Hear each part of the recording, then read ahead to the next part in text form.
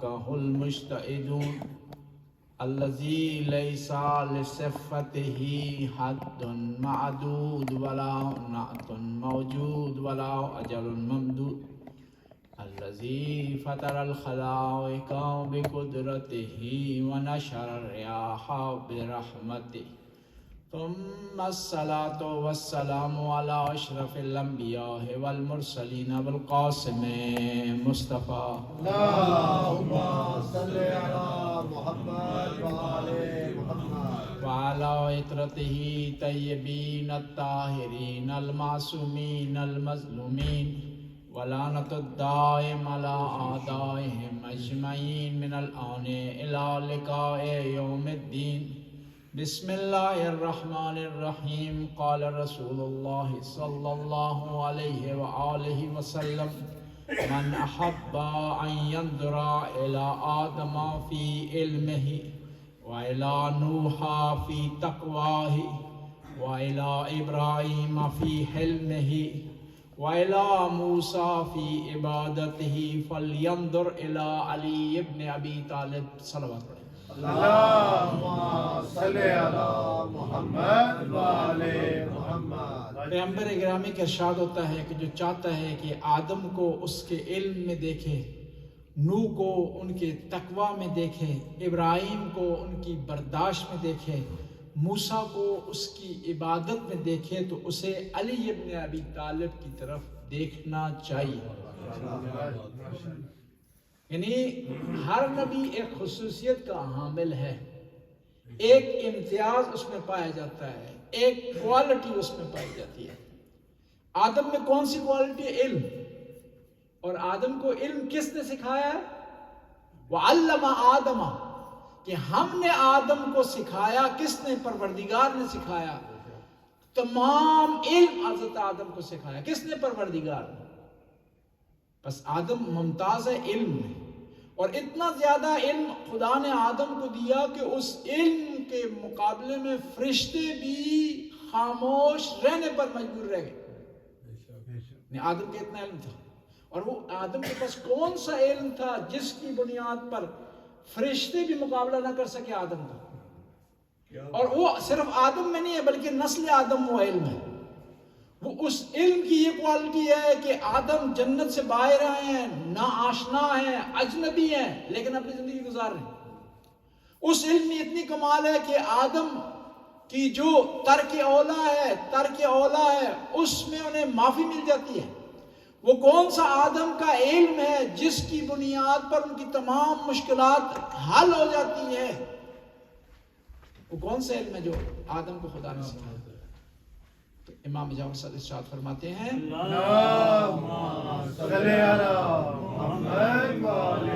وہ ہمارے اسما تھے جو خدا نے آدم کو سکھائے، جس کی بنیاد پر آدم کی توبہ قبول ہوئی، جس کی بنیاد پر آدم مشکلات پر حاوی ہوئے، جس کی بنیاد پر آدم کو کامیابی ہوئی، جس کی بنیاد پر آدم فرشتوں کے مقابلے میں کامیاب ہوئے.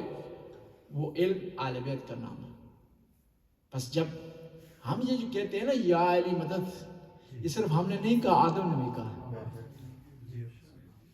بس جو چاہتا ہے علم میں آدم کی طرف دیکھے تو اسے چاہے علی کی طرف دیکھے. بلکہ اس سے بڑھ کر آدم تو صرف علم رکھتے ہیں، علی تو باب العلم ہے. آدم تو علم کی ابتدا رکھتے ہیں، علی علم کی انتہا رکھتے ہیں.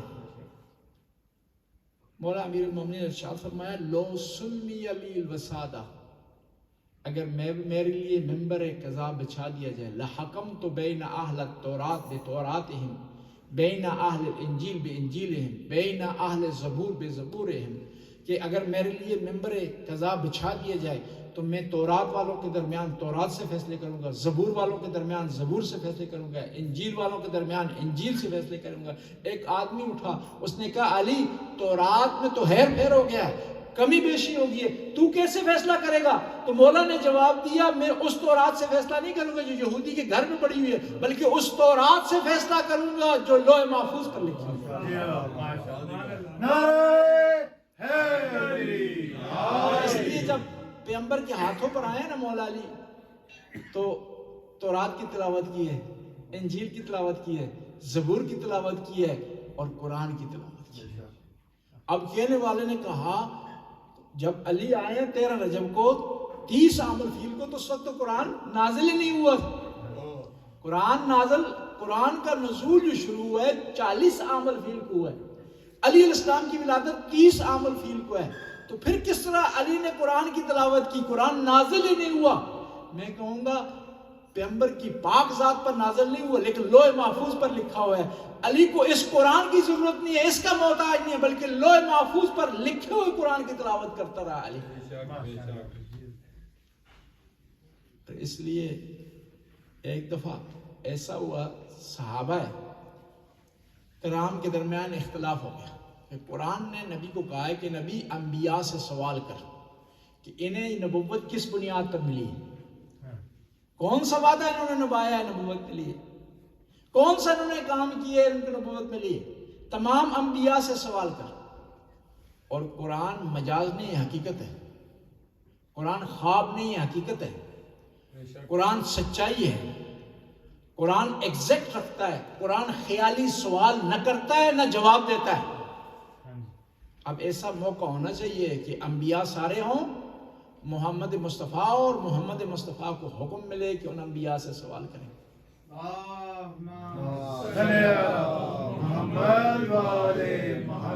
ایسا موقع ہونا چاہیے۔ ظاہر طور پہ دنیا میں ایسا موقع تھا نہیں۔ صحابہ کرام میں اختلاف ہو گیا کہ یہ آیت کہاں نازل ہوئی، اس کا شان نزول کیا ہے، اس کا بیک گراؤنڈ کیا ہے، اس کا سبب نزول کیا ہے، کوئی جواب نہیں دے سکا۔ معراج پر پیغمبر کے ساتھ ہوتے تو جواب دیتے ہیں۔ جو معراج میں پیغمبر کے ساتھ تھا اس نے جواب دیا، اس نے کہا میں بتاتا ہوں یہ آیت کہاں نازل ہوئی ہے، معراج پر نازل ہوئی ہے کہ وہاں انبیاء تھے، محمد بھی تھے۔ خدا نے کہا محمد ان انبیاء سے سوال کر کہ ان کو کس بنیاد پر نبوت ملی ہے۔ سارے تعجب کر گئے۔ معراج بھی عجیب ہے۔ کہتے ہیں ایک نبی کریم معراج پر سیر کرنے کے لیے جا رہے تھے تو ایک مقام پر دیکھا کہ علی علیہ السلام تشریف فرما، آواز دی یا علی سبقتا نہیں، اے علی تم مجھ سے پہلے یہاں آ گیا۔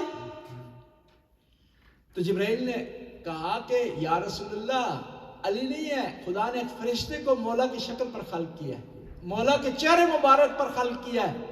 کہا وہ کیوں؟ کہا جب سے آپ نے کہا ہے نا النظر الی وجہ علی عبادہ، علی کے چہرے کی طرف دیکھنا عبادت ہے، فرشتوں نے خواہش کی ہے خدایا یہ عبادت ہم بھی حاصل کرنا چاہتے ہیں، تو کیسے ہو سکتا ہے؟ تو اس خواہش کے مطابق ایک فرشتے کو خدا نے صورت عطا کی ہے مولا علی کی۔ اور پھر معراج میں جب بھی جاتے تھے پیغمبر گرامی تو فرشتے سوال کرتے تھے کہ یا رسول اللہ علی کہاں ہے، علی کہاں ہے؟ تو پیغمبر فرمانے لگے کہ مجھے ایسے محسوس ہوا کہ معراج میں مجھ سے زیادہ علی شناختہ شدہ ہے، ان کو یہاں کی جو ماحول زیادہ جانتا ہے میری نسبت کہ مجھ سے سوال ہو رہا ہے۔ اور دوسرا یہ فرشتے مجھے اور علی کو ہمیشہ ساتھ دیکھتے تھے، آج انہوں نے دیکھا ہے کہ میرے ساتھ نہیں ہے تو سوال کر رہے ہیں کہ علی کہاں ہے۔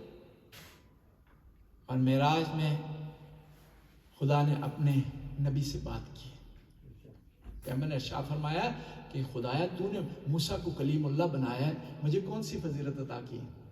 خدا کا ارشاد ہوا موسیٰ سے تو میں نے کلام کیا پردے کے پیچھے سے، موسیٰ سے میں نے کلام کیا پردے سے پیچھے، تو کلیم اللہ بنا ہے۔ تو محمد وہ ہے جس کے آمنے سامنے میں نے بات کی ہے، میں نے پردے کے پیچھے بات نہیں کی اور گمنام آواز استعمال نہیں کی، میں نے تیرے لیے ایک جانی بجانی آواز استعمال کی۔ خدا علی کل شیء قدیر ہے، ہر چیز پر قادر ہے، ہر چیز کا خالق ہے، جو آواز بنانا چاہے بنا سکتا ہے، جس چیز میں آواز ایجاد کرنا چاہے ایجاد کر سکتا ہے۔ پوچھا گیا حدیث میں کہ خدا نے علی کے لہجے میں کیوں بات کی محمد مصطفیٰ سے، کسی اور کے لہجے میں بات کر سکتا تھا، علی کے لہجے میں۔ تو حدیث قدسی ہے کہ محمد میں نے تیرے دل میں دیکھا اور میں نے چیک کیا کہ کون سی آواز تجھے سب سے زیادہ پیاری ہے، کون سی آواز کو تو زیادہ سننا چاہتا ہے، کون سی آواز سے تو محبت کرتا ہے، تو میں نے دیکھا کہ تیرے دل میں تجھے سب سے زیادہ محبت علی سے ہے، علی کی آواز کو بار بار تو سننا چاہتا ہے، بار بار اس کی طرف کان لگانا چاہتا ہے، اس لیے تو تیرے ساتھ میں نے جو کلام کیا ہے وہ علی کے لہجے میں کیا ہے۔ یعنی گویا ایک محمد کا لہجہ تھا، ایک علی کا لہجہ تھا، اور یہ دونوں لہجے اللہ پاک کو پسند ہیں، اس لیے دونوں لہجوں کا آمنا سامنا کروایا خداوند تعالیٰ نے۔ بس جو آدمی علم میں آدم کو دیکھنا چاہتا ہے تو اسے علی کی طرف دیکھنا پڑے گا، وَإِلَىٰ نُوحٍ فِي التَّقْوَىٰ، اور اگر نوح کی طرف دیکھنا چاہتا ہے تقویٰ میں تو علی کی طرف دیکھے۔ نوح کا تقویٰ کیا ہے کہ 900 سال تبلیغ کی، خدا کا پیغام پہنچایا، لیکن لوگوں نے نہیں مانا، آخر مجبور ہو گئے بددعا کریں۔ امیر المومنین سے کسی نے سوال کیا کہ آپ کی شان بڑی ہے نوح سے، اس کی وجہ کیا ہے؟ مولا امیر المومنین فرماتے ہیں کہ حضرت نوح نے تبلیغ کی، لوگوں نے بات نہیں مانی تو بددعا کر دی، فوراً طوفان آ گیا، میں وہ ہوں، لوگوں نے مجھے ستایا پھر بھی بددعا نہیں کی، لوگوں نے میرے گھر کو آگ لگائی پھر بھی میں نے پرواہ نہیں کی، پھر بھی میں بددعا نہیں کی، لوگوں نے میرے موسم کو شہید کر دیا پھر بھی میں نے ان کے لیے بددعا نہیں کی، یعنی میں نے صبر کیا ہے۔ نوح تقویٰ کی اعلیٰ منزل پر ہے، لیکن جو تقویٰ امیر المومنین کے پاس ہے، جو خدا کی مدد سے انہیں حاصل ہوا، کسی کو حاصل نہیں۔ اتنی سوکھی روٹی استعمال کرتے ہیں کہ عام آدمی اسے توڑ نہیں سکتا، اور امیر المومنین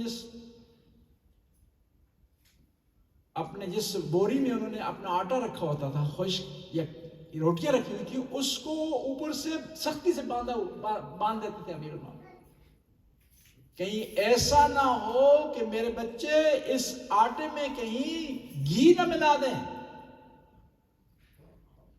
کائنات کے مالک، امیر کائنات، جن کے لیے جنت سے کھانا آتا تھا اور آ سکتا تھا، لیکن خشک روٹی کھا رہے ہیں۔ لیکن اس کے مقابلے میں جب غریبوں اور یتیموں کی باری آتی ہے تو ان کے لیے لنگر چل رہا ہے امیر المومنین کا۔ اور یہ اعلان کیا تھا امیر المومنین نے کوفہ میں کہ یتیموں، جب تم سے کوئی پوچھے تمہارا والد کون ہے، تمہارا باپ کون ہے، تو کہہ دینا علی ہے تمہارا باپ۔ امیر المومنین گزر رہے ہیں کوچے سے، گلی سے گزر رہے ہیں، یتیم کے رونے کی آواز آئی، دروازہ کھٹکھٹایا، اندر گئے، کہا کیوں رو رہے ہیں؟ کہا ان کا والد جنگ میں شہید ہو گئے ہے اور امام علی کے ساتھ لڑتے ہوئے شہید ہو گئے اور یہ یتیم ہو گیا، مجھ سے یہ کنٹرول نہیں ہوتے۔ تو مولا فوراً بیٹھ کے یتیموں کے ساتھ کھیلنا شروع کر دی اور یتیموں کی سواری بن گئے۔ کمبر نے کہا کہ مولا آپ وقت کے خلیفہ ہیں، یہ مناسب نہیں ہے آپ کے لیے۔ کہا نہیں، میرے لیے مناسب ہے کہ یہ یتیم کی یتیم نوازی میں کروں۔ اور کچھ لوگوں کو تو کوفہ میں تب علم ہوا کہ جب مولا کو ضرورت لگی، تب ان کو علم ہوا کہ کون ان کے لیے کھانا لاتا تھا، کون ان کے لیے کھانے کا انتظام کرتا تھا، کون ان کے لیے رات کی تاریکی میں کھانے پینے کا اہتمام کرتا تھا، ان کو تب محسوس ہوا۔ روایت کے الفاظ ہیں کہ اسی 19 رمضان کو جب دودھ مولا کے سامنے رکھا گیا تو مولا نے کہا کہ اس کو اٹھا لیں۔ کہا کیوں؟ کہا کوفے میں بہت سارے ایسے یتیم ہیں جن کو دودھ نہیں ملتا، یہ دودھ ان کے لیے بھیج دیں۔ قربان جاؤں مولا کے تقوی پر۔ تاریخ میں پہلی دفعہ مثال ملتی ہے کہ اپنے قاتل کو شربت کسی نے پلائی ہے تو مولا امیر المومنین۔ اور پھر میں قربان جاؤں شہزادوں پر، اپنے بابا کے حکم کو ٹالا نہیں ہے، ورنہ ہم ہوتے بابا کہتے رہے انہوں نے ہمارے بابا پر ظلم کیا، اس آدمی نے، ہم اس کو معاف نہیں کریں گے، اس کو شربت نہیں پلائیں۔ لیکن مولا کا حکم تھا، حسن و حسین نے حکم کی تعمیل کی، شربت لے گئے قاتل کے۔ جنگ جمل میں مروان پکڑا گیا، بہت ظالم آدمی تھا، بہت اس نے ظلم کیے آل بیت، لیکن مولا نے اسے معاف کر دیا۔ عبداللہ بن زبیر پکڑا گیا، اسے معاف کر دیا۔ اور جنگ جمل میں مولا نے اعلان کیا جو بھاگ جائے اس کا پیچھا نہیں کرنا، جو زخمی ہو اس پر تلوار نہیں اٹھانی، اور جو معافی کا طالب اسے معاف کر دینا۔ جنگ جمل میں امام کے صحابہ آگے، امام نے آرڈر کیا کہ ان سے غنیمت نہیں لینی جنگل والوں سے، ان سے مال نہیں اٹھانا۔ صحابہ نے جب دباؤ ڈالا نا تو مولا نے پتہ کیا جملہ کہا لینا چاہتے ہو غنیمت؟ ہاں جی لینا چاہتے ہیں۔ کہا پھر غنیمت میں تو جو عورتیں ہوتی ہیں ان کو بھی قیدی بنایا جاتا ہے، تمہارے ذہن میں پیغمبر کی حرمت کا خیال نہیں ہے، پیغمبر کی عزت کا خیال نہیں ہے؟ ٹھیک ہے وہ مقابلے میں آ گئی ہے، جنگ میں ہے، ہار گئی ہے، گرفتار ہو گئی ہے، لیکن پیغمبر کی ناموس ہے، پیغمبر کی عزت ہے، لہٰذا میں ایسا کام نہیں کر سکتا۔ تو سارے صحابہ جو علی اسلام کے شرمندہ ہو گئے۔ جنگ صفین میں دشمن نے گھاٹ پر قبضہ کر لیا، پانی مولا کے صحابہ کے لیے بند کر دیا۔ تو مولا نے مالک اشتر کو کہا کہ مالک اشتر چاروں طرف سے زور کا حملہ کرو اور اس پانی کی گھاٹ کو دوبارہ لے لو۔ چاروں طرف سے حملہ کیا مالک اشتر نے مولا کے بتائے ہوئے طریقے سے، گھاٹ دوبارہ لے لی۔ دشمن نے پانی بند کیا ہوا تھا، اب دشمن پریشان ہو گیا، آ گیا معاویہ کے پاس، سپاہی آئے، کہا کہ وہ علی کے سپاہی تھے جو پیاس جنہوں نے برداشت کر لی، ہمارے لوگ برداشت نہیں کر سکیں گے، یہ بھاگ جائیں گے، کوئی چارہ ڈھونڈو، پانی ہم استعمال کریں ورنہ ہماری فوج بکھر جائے گی، ہار جائے گی۔ تھا معاویہ لیکن علی کو جانتا تھا۔ اسے کہتے ہیں نا سخاوت کے، دشمن بھی اقرار کرے سخاوت۔ عام حالات میں سخاوت کرنا جو ہے وہ اور معنی رکھتا ہے، لیکن جنگ کے دوران سخاوت کرنا اور معنی رکھتا ہے۔ جنگ میں سخاوت نہیں ہوتی، جنگ میں جیت اور ہار ہوتی ہے۔ جنگ میں سخاوت نہیں ہوتی جہاں تلواریں چلتی ہیں، جنگ میں فتح کی کوشش ہوتی ہے، ہر حربہ استعمال کیا جاتا ہے تاکہ فتح حاصل ہو۔ معاویہ نے کہا کہ مجھے پتا ہے کہ علی پانی نہیں بند کرے گا،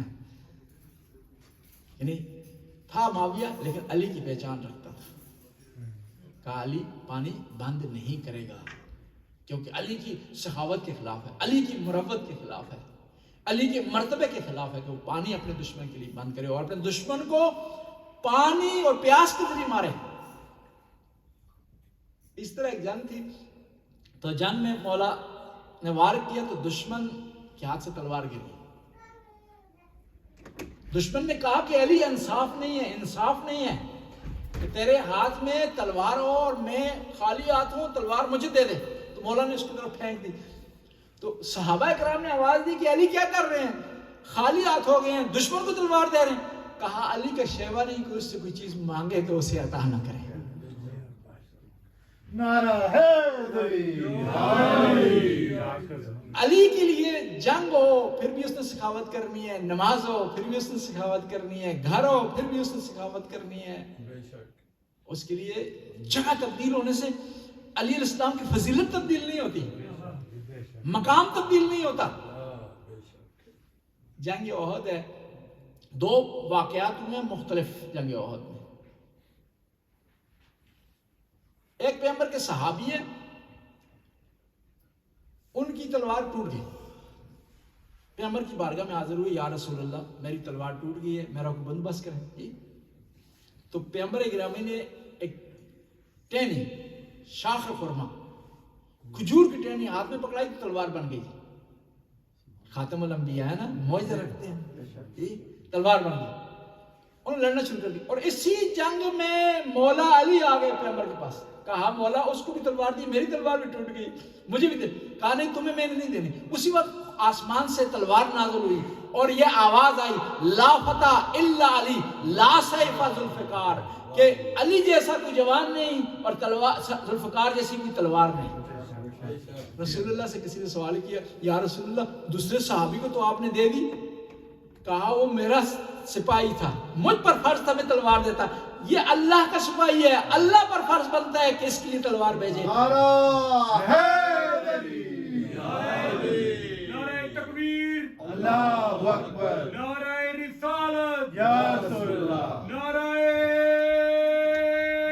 حیدری، یا حیدری، بلندر صلوات۔ اللہم صلی علی محمد وآل محمد۔ آپ کہیں گے کس دلیل کی بنیاد پر آپ کہہ رہے ہیں یہ اللہ کا سپاہی ہے؟ کیونکہ اللہ کے گھر سے آیا تھا نا جی، اللہ کے گھر سے آیا تو سپاہی بھی اسی کو ہونا ہے، رسول اللہ کے گھر سے نہیں ہے، اللہ کے گھر سے ہے۔ تو یہ تلوار جو ذوالفقار تھی، اس میں کمال نہیں تھا، مولا کے ہاتھ میں کمال تھا۔ پیغمبر نے تبلیغ شروع کی تو لوگوں نے تنگ کرنا شروع کر دیا۔ مکہ کا واقعہ آپ خدمت میں عرض کرتا ہوں، اور تہمت لگائی پیغمبر پر، شاعر ہونے کی تہمت لگائی، مجنون ہونے کی تہمت لگائی، مختلف حربے استعمال کیے، لالچ دی انہوں نے۔ جب چارہ نہ چلا تو انہوں نے ایک میٹنگ کی کفار نے کہ کیا کرتے ہیں کہ یہ عرب کے جو بچے ہیں نا، ان کو اکساتے ہیں، ان کو اکساتے ہیں اور ان بچوں کے ذریعے محمد کو تکلیف دیتے ہیں تاکہ یہ اپنے کام سے، اپنے مشن سے دستبردار ہو جائے۔ ظاہر بچے تنگ کریں گے تو یہ اگر جواب دے گا تو لوگ کہیں گے بچوں کو مار رہے ہیں، اور بچے اگر جیت جائیں گے، اگر وہ تنگ کر پائیں گے تو یہ اپنا مشن چھوڑ دے گا۔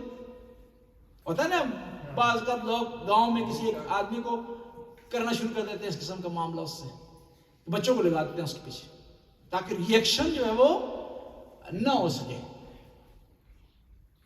اب بچوں نے ستانا شروع کر دیا، کوئی پتھر مار رہا ہے، کوئی تکلیف پہنچا رہا ہے، کوئی برا بلا کہہ رہا ہے، کوئی پانی پھینک رہا ہے، کوئی کوڑا پھینک رہا ہے۔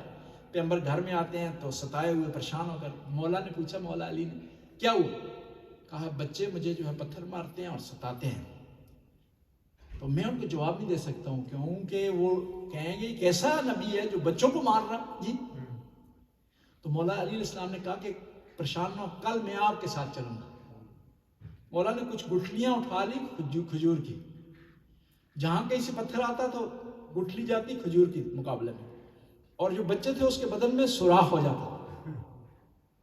تو بچے پیچھے ہٹ کے گھبرا گئے کہ بڑا معاملہ سخت ہو گیا۔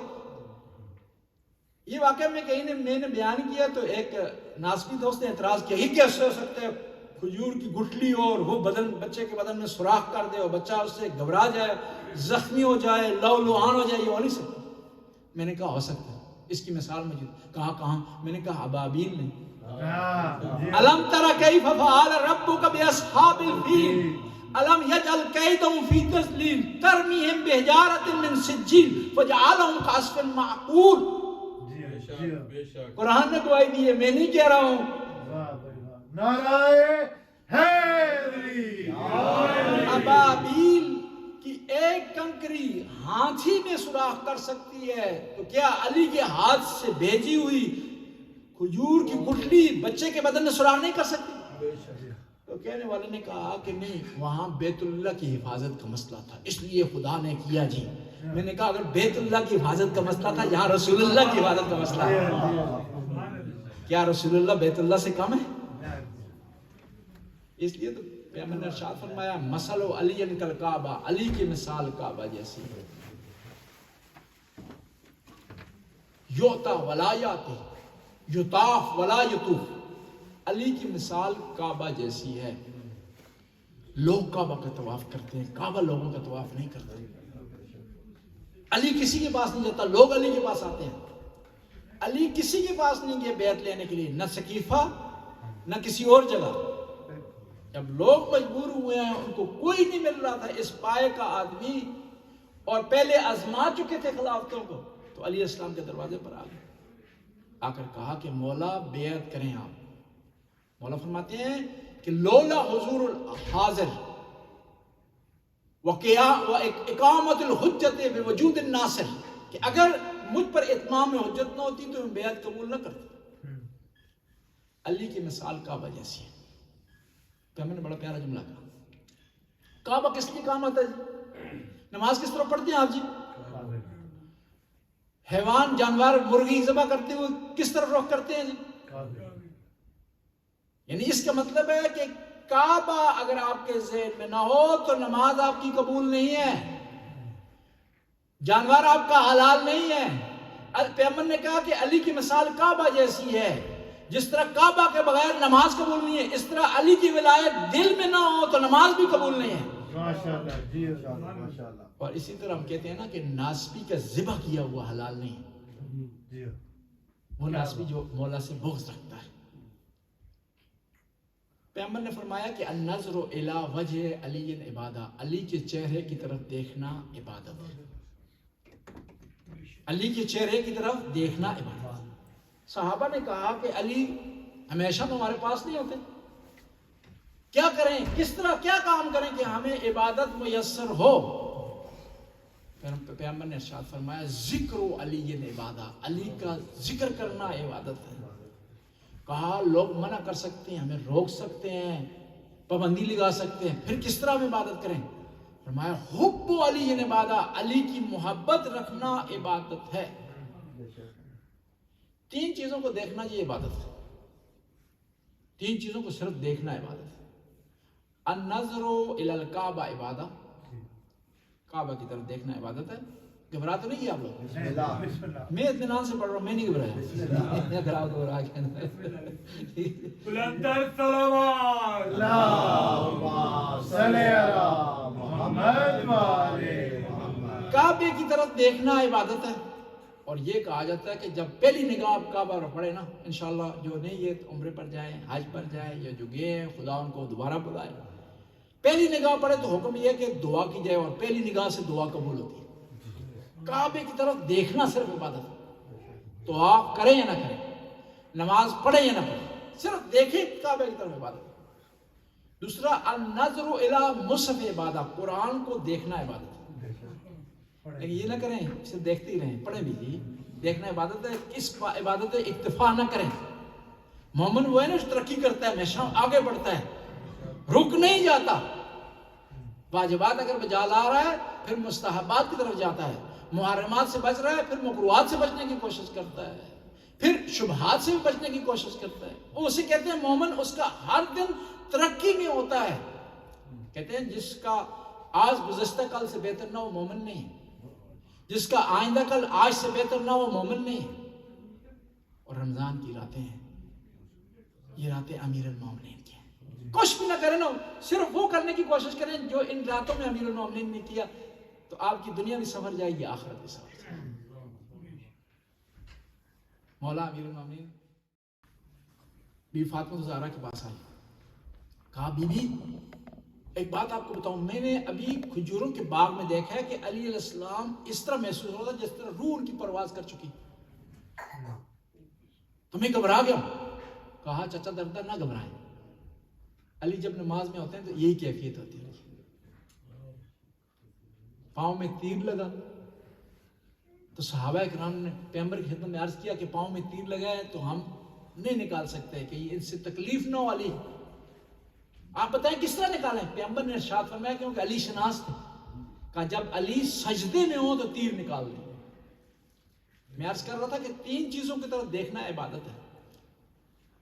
النظر الی کعبہ عبادہ، النظر الی مصحف عبادہ۔ مصحف کہتے ہیں کس کو؟ قرآن۔ صفحے سے نکلا ہے نا، صحیفہ بھی اسی سے نکلا ہے، مصحف بھی اسی سے۔ اور تیسرا النظر الی والد عبادہ، باپ کے چہرے کی طرف دیکھنا محبت سے عبادت ہے۔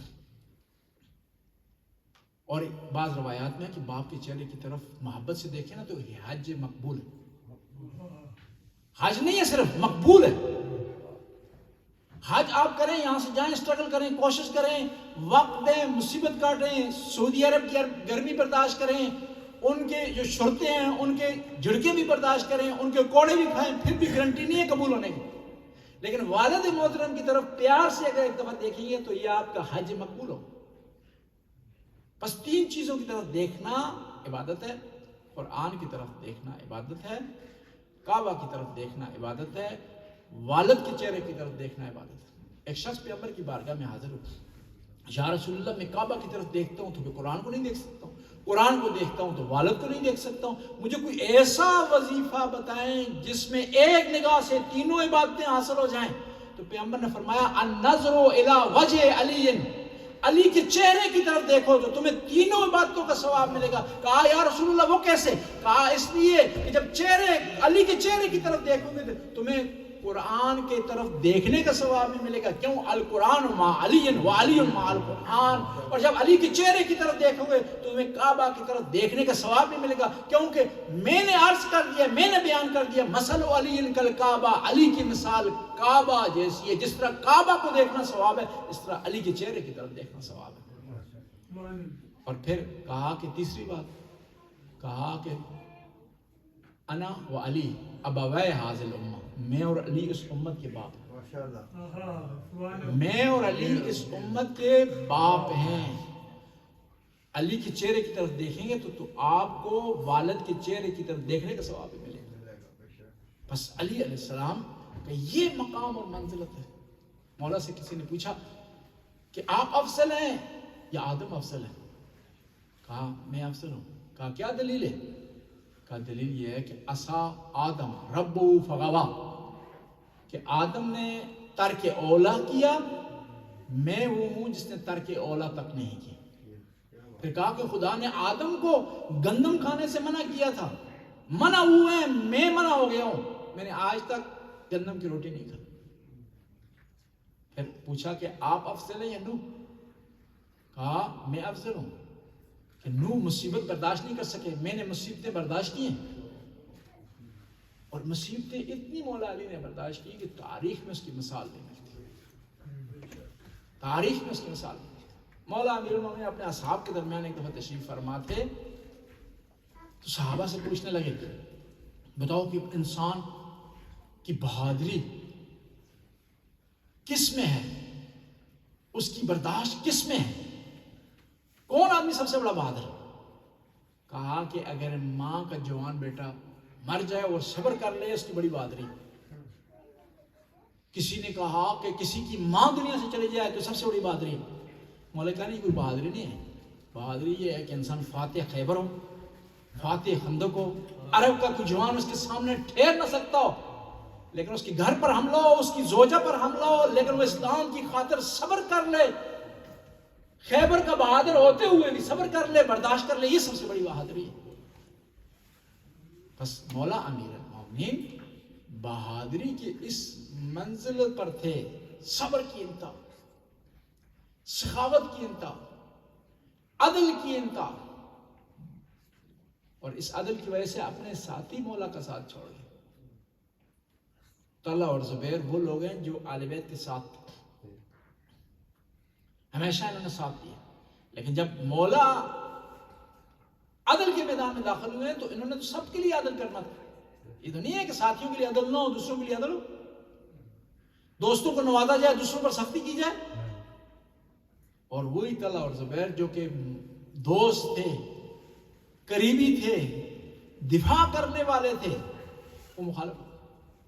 اس لیے ایک رائٹر نے بڑا پیارا جملہ کہا، قتل علی فی المحراب بشدت عدلہ. علی کو محراب میں اس لیے شہید کیا گیا کہ وہ بہت بڑے عادل تھے، وہ بہت بڑے عادل تھے. خلیفہ سیوم کی دنیا سے جانے کے بعد کمیٹی بیٹھی کہ یہ خلیفہ کا انتخاب کرے. 2 کینڈیڈیٹ انہوں نے چنے، امام علی اور حضرت عثمان. 2 کینڈیڈیٹ انہوں نے چنے. اور خلیفہ دوم وصیت کر گیا تھا کہ یہ جو کمیٹی ہے 6 افراد کی، اس میں عبد الرحمن بن عوف کا ووٹ کاسٹنگ ہے، فیصلہ کن ہے، جس طرح وہ ہوگا وہ جیت جائے.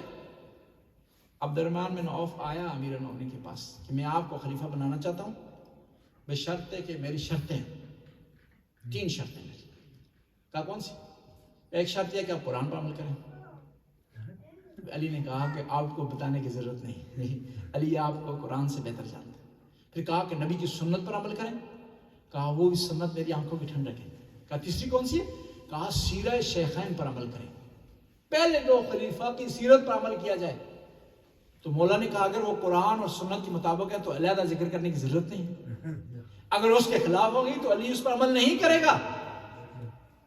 کہا پھر آپ کو خلیفہ نہیں بنائے؟ کہا مجھے خلافت کی ضرورت ہے نہیں. بعض لوگ ہوتے ہیں نا پہلے مان جاتے ہیں تاکہ کسی طرح حلف لے لیا جائے، بعد میں دیکھا جائے گا. اس سے بھی معاہدہ کر لیتے ہیں، اس سے بھی معاہدہ کر لیتے ہیں، اس کی باتیں بھی مان لیتے ہیں، اس کی، لیکن مولا سچائی کا پیکر ہے.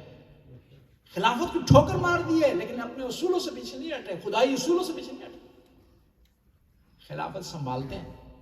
عبداللہ بن عباس آتے ہیں اور آ کر کہتے ہیں کہ مولا آپ اجازت دیں یہ امیر شام کو کچھ دن اپنی پوسٹ پر باقی رہنے دیں، ہم جب حکومت سنبھال رہے ہیں کہ مضبوط ہو جائیں گے اس کو ہٹا دیں.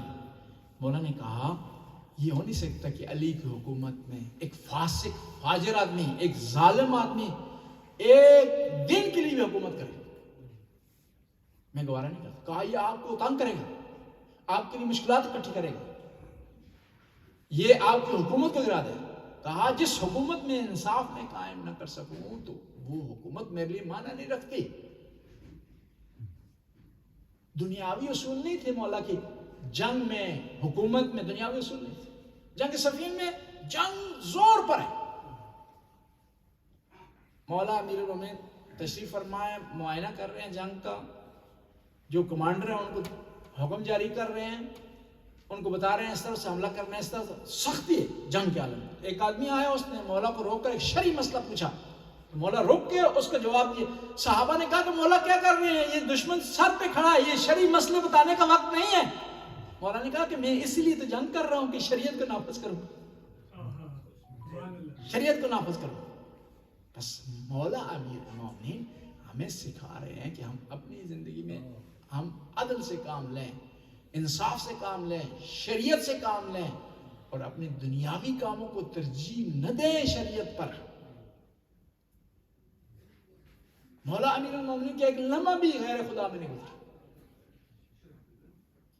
اور خدائی اصولوں کے مطابق مولا امیر المومنین جنگ کے اصول طے کیے ہوئے تھے، حکومت کرنے کے اصول طے کیے ہوئے تھے، آگے بڑھنے کے اصول طے کیے ہوئے تھے. اور مولا کی نگاہ میں کوئی مسلمان اور غیر مسلمان نہیں تھا، دونوں کے لیے عدل سیم تھا.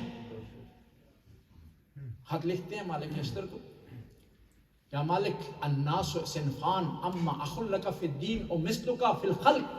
کہ لوگ دونوں دو قسم کے ہیں، دونوں کی تو نے خدمت کرنی ہے، یا تیرے دینی بھائی ہیں یا تیری طرح خدا کی مخلوق ہیں، خدمت کرنی ہے. امیر شام ملعون نے حملہ کیا، ایک یہودی عورت پر ظلم ہوا تو مولا رو گئے.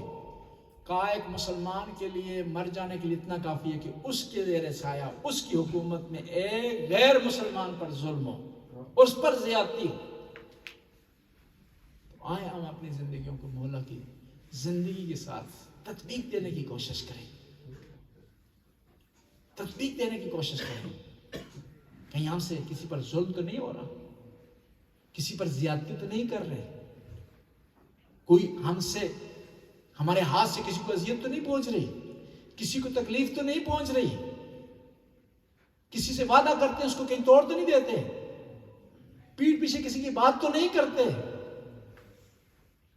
اگر ایسا کرتے ہیں تو ہم اس دعوے میں سچے نہیں ہیں جو دعویٰ ہماری زبان سے نکلتا ہے. دعویٰ کون سا ہے کہ ہم شیعہ ہیں، امیر المومنین کے ماننے والے ہیں.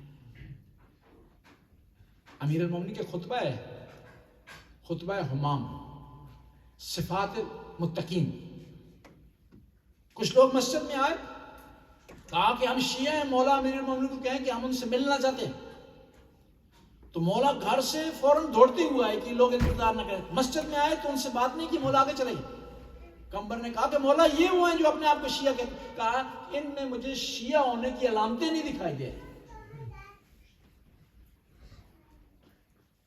بس جو دعویٰ ہم کر رہے ہیں، ہمارا دعویٰ کیا ہے کہ دنیا کے سچے ترین، معصوم ترین، زاہد ترین، شجاع ترین، سخی ترین امام کے ہم ماننے والے ہیں. ہمارا دعویٰ ہے نا، صحیح. اور امام کے پاس دلیل بھی اس کی ہے، لیکن ہمیں بھی تو دلیل چاہیے نا جی، کہ ہم کہہ رہے ہیں سچا ترین امام ہے تو ہمیں بھی سچائی کے ساتھ دینا چاہیے. اب جب ہم کہہ رہے ہیں کہ اس سے بڑا کوئی سخی امام نہیں ہے تو ہمیں بھی سخاوت سے کام لینا چاہیے. آخری جملہ عرض کرتے ہیں اور مسائل پہ تو جاتے ہیں. مولا نے بڑا پیارا جملہ کہا، خدایا جس طرح میں چاہتا تھا کہ میرا پروردگار ہو تو اسی طرح ہے، اب مجھے توفیق دے کہ میں اس طرح ہو جاؤں جس طرح تو چاہتا ہے. میری چاہت تو مکمل ہوگی، اب تیری چاہت مکمل ہوگی میرے عمل سے. میں چاہتا تھا میرا پروردگار اعلیٰ کل شیء قدیر ہو، رازق ہو، رحمان ہو، رحیم ہو، بخشنے والا ہو، حی ہو، قیوم ہو. اور مولا سے کون بہتر خدا کی صفات جانتا ہے؟ اگر کسی کو نہیں پتا تو جوشن کبیر پڑھ لے کہ خدا کی کس طرح صفات بیان کی ہیں مولا نے دعائے جوشن کبیر میں. اب یہاں پر میں جملہ عرض کروں، جس طرح چاہتے تھے کہ ہمارا امام ہو، مولا آپ اسی طرح کہ ہمارا امام سخی ہو، معصوم ہو، رحمان ہو کی صفت اس میں ہو، بخشنے والا ہو، علم کے کمال پر ہو. اب مولا ہم آپ کی بارگاہ میں درخواست کرتے ہیں ہم اس طرح ہو جائیں جس طرح آپ چاہتے ہیں کہ ہم ہوں. دیکھیں آپ کی اولاد ہوتی ہے نا، آپ چاہتے ہیں کہ آپ کی اولاد نیک ہو، اچھی ہو، پارسا ہو، عبادت گزار ہو، خوش اخلاق ہو. اور ہم بھی مولا کی اولاد ہیں، ہم آل بیت کے فرزند ہیں، یہ آل بیت کے ماننے والے ہیں، آل بیت کے چاہنے والے ہیں. اور جو ایمانی لحاظ سے آل بیت کا رشتہ اس کا نا آل بیت کا فرزند ہے، اس کا مقام بہت بلند ہے. اس کا مقام مولا کی حدیث سے پتہ چلتا ہے کہ محمد ابنی من صلب ابی بکر، محمد بن ابی بکر تربیت کے لحاظ سے، اخلاق کے لحاظ سے، شجاعت کے لحاظ سے، ثقافت کے لحاظ سے میرا بیٹا. اتنی زیادہ صفات ہونے کے باوجود افسوس سے کہنا پڑتا ہے کہ مولا کو دنیا پہچان نہ سکی. 19 رمضان کے ایک دن گزرتا تھا نا تو مولا حسن اور حسین سے پوچھتے تھے، حسین بیٹا بتاؤ آج رمضان کی کتنی ہے؟ امام حسین کہتے 10. تو امام فرماتے مختصر وقت رہ گیا. پھر پوچھتے تھے حسن بیٹا سے صرف ان کو بتانے کے لیے، ورنہ امام کو پتا تھا کہ کتنی ہے رمضان کی. کہا حسین بیٹا بتاؤ کتنے دن رہ گئے؟ کہا 20 دن باقی رہ گئے. کہا میرا وقت قریب آ رہا ہے اور میری یہ داڑھی خون سے خضاب اس کو لگے گی. 19 رمضان کو اپنی بیٹی کے یہاں مہمان ہے. دیکھیں نا یہ بیٹیاں بڑی پیاری ہوتی ہیں، اپنے باپ سے بڑی محبت کرتی ہیں. اور جب بی بی کو پتہ چلا نا ام کلثوم کو آج بابا میرے گھر آئیں گے تو صبح سے تیاریاں کر رہی ہیں، خوش ہیں، کبھی یہ چیز تیار کر رہی ہیں، کبھی اس چیز تیار کر رہی ہیں، سنور رہی ہیں گھر کو. کوئی پوچھتا تھا تو کہتی تھی میرے بابا آئیں گے آج، میرے وہ بابا جو میرے لیے ماں بھی تھے اور بابا بھی تھے. 19 رمضان کو بی بی کے گھر میں آئے ہیں، امام حسن آئے ہیں، حسین آئے ہیں، سارے پنجتن پاک یہاں اکٹھے ہو گئے ہیں گھر میں. صرف بی بی فاطمہ تو زہرا نہیں ہے اور پیغمبر پاک نہیں ہے. ایک دفعہ یاد کیا بی بی کو، اس 19 رمضان کو بی بی فاطمہ کو امام علی کی آنکھوں سے آنسو آ گئے کہ فاطمہ نے علی کو تنہا چھوڑ دیا، دنیا سے چلی گئی. اور ایک دفعہ ام کلثوم نے کہا کہ ماں چلی گئی تھی، ہم پریشان ہو گئی تھی، لیکن بابا آپ نے ماں کی کمی پوری کی ہے. اب یہ باتیں ہوئی، بی بی نے افطار سامنے رکھا، دودھ رکھا ہے، نمک رکھا ہے، اور کہا بیٹی ایک چیز اٹھا لو. بی بی نے نمک اٹھانے کی کوشش کی، کہا نمک نہ اٹھاؤ، دودھ اٹھاؤ، کہ کوفہ میں بہت سارے یتیم ایسے ہیں جن کو دودھ کی ضرورت ہے، یہ ان کے لیے لے جاؤ. دودھ اٹھایا گیا، امام نے نمک سے افطار کیا. افطار کرنے کے بعد باتیں کی، باپ نے بیٹی سے باتیں کی، بیٹی نے اپنے دل کا حال بابا سے کہا اور خوشی کا اظہار کیا. پتہ نہیں تھا ام کلثوم کو کہ بابا کے ساتھ آخری رات ہے، بابا اس کے ساتھ اس کے بعد ام کلثوم سے نہیں مل سکیں گے، وہ اپنے بابا کا اس کے بعد دیدار نہیں کر سکے گی، وہ بابا سے ہم کلام نہیں ہو سکی. اسے پتہ نہیں تھا کہ یہ دوبارہ علی ام کلثوم کے گھر نہیں آئیں گے. کیا دیکھتی ہیں؟ بار بار جا کر گھر کے صحن میں آسمان کی طرف دیکھتے ہیں اور دعا کے لیے ہاتھ بلند کرتے ہیں اور بار بار یاد کرتے ہیں نبی کو، فاطمہ الزہرا کو، اور کہتے ہیں فاطمہ مجھے کب اپنے پاس بلا رہی ہے، میں اس دنیا سے تنگ ہو گئی ہوں. میں انہیں کہتا ہوں جنگ کے لیے تو کبھی سردی کا بہانہ کرتے ہیں، کبھی گرمی کا بہانہ کرتے ہیں. فاطمہ اس دنیا نے مجھے تنگ کر دیا ہے، میں جلدی آپ لوگوں کے پاس آنا چاہتا ہوں. اب تیار ہوئے ہیں، صبح کی اذان دینے کے لیے گھر سے نکلے ہیں، مرغابیوں نے روک لیا، دروازے نے روکا ہے اور آگے بڑھے ہیں۔ کہا ام کلثوم ان مرغابیوں کا خیال رکھنا، ان کو تو نے دانا دینا ہے، پانی دینا ہے، ان کے کھانے میں کسی قسم کی کوتاہی نہیں کرنی۔ اب مولا نکلے ہیں، مسجد کی طرف آئے ہیں، چبوترے پر گئے ہیں، آزان دی۔ 2 آزانیں ایسی تھی نا، یہ بی بی زینب نے سنی ہے اور یہ آخری آزانیں تھی۔ ایک کوفہ کی مسجد میں امیر المومنین کی آزان، دوسرا کربلا کے میدان میں علی اکبر کی آزان۔ اور جب آزان کی آواز آئی نا، بی بی نے دعا کے لیے ہاتھ اٹھائے، کہ خدایا اس آواز کو سلامت رکھنا، یہ قائم دائم رہے، اس آواز کے سہارے میں میں اور میری بہن ام کلثوم زندہ ہے۔ مولا نے آزان دی، آزان دینے کے بعد نماز کے لیے کھڑے ہوئے۔ اب 1 رکعت پڑی تھی، دوسری رکعت کے پہلے سجدے میں تھے، اس ظالم نے وار کیا۔ کوفہ میں یہ آواز پہنچی، الا قد قتل امیر المومنین، لوگو امیر المومنین شہید ہو گئے۔ یہ آواز بی بی زینب کے کانوں پر پڑی، زمین پاؤں تلے سے نکل گئی، زمین پر بیٹھ گئی۔ خدایا کیا ہوا، غربت میں ہمارے ساتھ کیا ہو گیا؟ اب مولا امیر المومنین کے سر پر ضربت لگی ہوئی ہے، کہتے ہیں حسن بیٹا تو نے نماز ختم کرنی ہے، تو نے نماز کو اتمام تک پہنچانا ہے۔ امام حسن نے نماز تکمیل کی، بابا کے سر کو گود میں لیا، سر کو گود میں لینا تھا۔ امام حسن کی آنکھوں سے اتنے آنسو نکلے کہ امیر المومنین کی چہرہ مبارک پر پڑے۔ کہا حسن بیٹا کیوں پریشان ہو رہا، کیوں تو رو رہا ہے؟ کہا بابا آپ کے لیے رو رہا ہوں، آپ کے سر پر ضربت لگ گئی ہے۔ اب امام علی کو اٹھایا گیا، اٹھا کر گھر کی طرف لائے نا، جب گھر کے قریب پہنچے نا، کہا مجھے زمین پر چھوڑیں، میں چلتا ہوں، میں چاہتا ہوں اپنے پاؤں پر چل کے گھر میں داخل ہوں۔ کہا کیوں؟ کہ میں چاہتا ہوں مجھے اس حالت میں میری بیٹی زینب نہ دیکھے، شاید برداشت نہ کر سکے۔ اللہ لعنت اللہ قوم الظالمین فسیعلم الذین ینقلبون ینقلبون۔ ماتم حسین، یا حسین، یا حسین، یا حسین، یا حسین۔